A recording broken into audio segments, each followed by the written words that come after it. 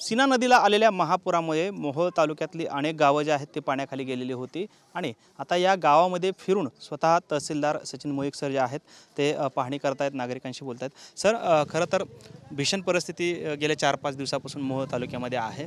आपण स्वतः फील्डवरती उतरलेले आहात आणि पूरस्थिती आता निवळलेली आहे। काय एकंदरीत चित्र आहे, कशा पद्धतीचे चित्र? नाही, पूरस्थिती निवळली असं म्हणू शकत नाही, कारण कालच हवामान विभागानं सोलापूर जिल्ह्याला रेड अलर्ट दिलेला आहे। त्यानुसार रात्री बऱ्यापैकी पाऊस पडलेला आहे आणि जे धरण क्षेत्र आहे त्या धरण क्षेत्रामध्ये जवळपास कालच्या पावसामुळं जो कमी झालेला विसर्ग होता तो परत वाढायला सुरुवात झालेली आहे। आत्ता साधारणतः 11-11:30 वाजता 1,30,000 क्युसेक आहे जो विसर्ग परत धरण क्षेत्रातून जो आपल्या सीना नदीला येतोय आणि मिळतोय आणि ह्याच्यामध्ये आणखीन वाढ होण्याची शक्यता आहे। त्यामुळे आम्ही नागरिकांना सतर्क करतोय की आपण जरी खाली आपल्या घरात राहायला आला असला तरी आणखीन संध्याकाळपर्यंत पाणी पातळी वाढण्याची शक्यता आहे। त्यामुळे आम्ही जे शेल्टर होम केले होते आणि जे सुरक्षित स्थळं आपण निवडले होते त्या ठिकाणी आपण स्थलांतरित व्हावं।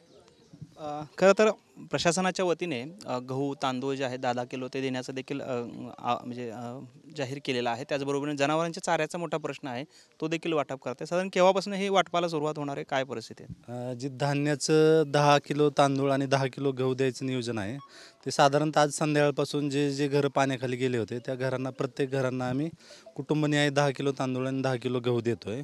त्याची सुरुवात आज संध्याकाळपासून होऊन जाईल, कारण बऱ्याच ठिकाणी आपले दुकानं होते ते गावात होते, ते बरीचशी दुकानं पाण्याखाली आहेत। त्यामुळे त्यांचा जो माल आहे तो इतर ठिकाणी हलवला आहे किंवा जिथं शक्य झालं नाही तिथं माल भिजलेला आहे।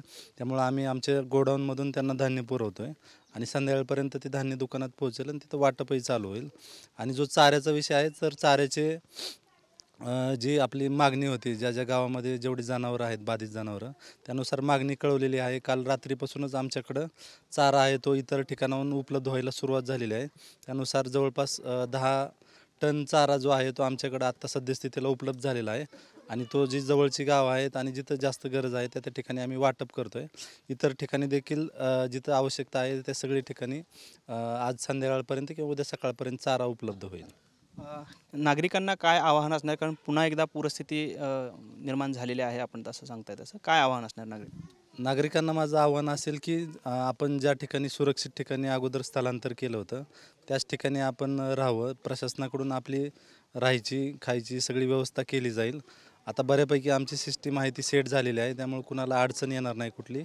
फक्त पाणी वाढणार आहे आणि इथून पुढं थोड्या आवश्यकतेचा आणि खबरदारीचा उपाय म्हणून आपण सुरक्षित ठिकाणी स्थलांतरित व्हावं। पाहतोय हे होते मोहोळचे तहसीलदार आणि आज रात्रीपासून जे आहे ते धान्य जे आहे ते वाटप होईल, त्याचबरोबर चारा जो आहे तो उपलब्ध होईल। त्या पद्धतीनं आज रात्री किंवा उद्या सकाळपासून पुन्हा एकदा वाटपाला सुरुवात होणार। मात्र पुन्हा एकदा ह्या सीना काठला जो आहे तो पुराचा धोका निर्माण झालेला आहे आणि त्यामुळे नागरिकांनी सतर्क राहावं असं आवाहन जे आहे ते तहसीलदारांकडून करण्यात येत आहे।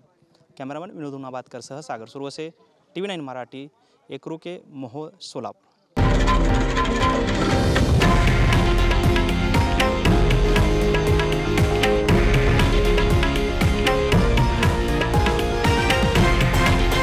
हे आहे देशातील नंबर 1 न्यूज नेटवर्क आणि आपण पाहत आहात TV9 मराठी, एकमेव।